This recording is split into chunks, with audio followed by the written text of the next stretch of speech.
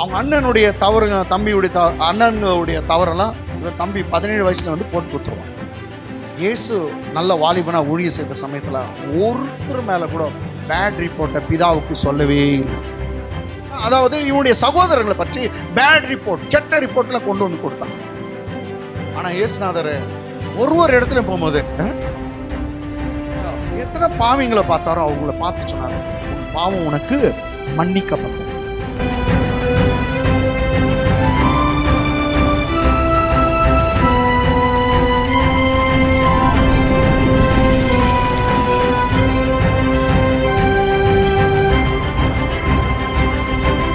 அவங்க அண்ணனுடைய அண்ணனுடைய தவறெல்லாம் இவன் தம்பி 17 வயசுல வந்து போட்டு கொடுத்துருவான்.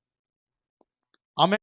இயேசு நல்ல வாலிபனா ஊழிய செய்த சமயத்துல ஒருத்தர் மேல கூட பேட் ரிப்போர்ட்டை பிதாவுக்கு சொல்லவே இல்லை. இங்கிலீஷ் எப்படிதான்? And Joseph brought a bad report to them to his father.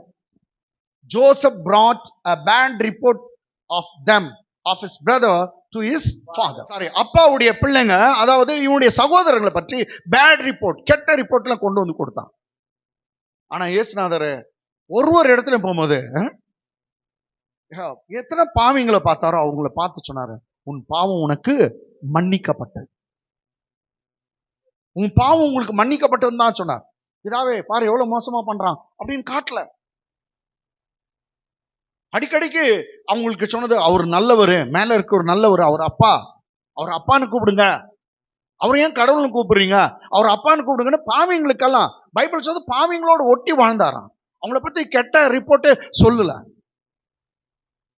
அப்படிதானே உன்னை என்னையும் கூட மாத்தினாரு, கெட்ட ரிப்போர்ட் அவங்கள பத்தி சொல்ல. அதுக்கு பதிலா சிலுவையில தொங்கி இருக்கும் போது நிச்சயமா யாருன்னா இருக்கட்டும், சிலுவையில அவரை அடிச்சு கொண்டுட்டு அவரை கொலை செய்ய பார்க்காங்க. அவரு ரத்தம் சிந்தி கொண்டிருக்கிறார்.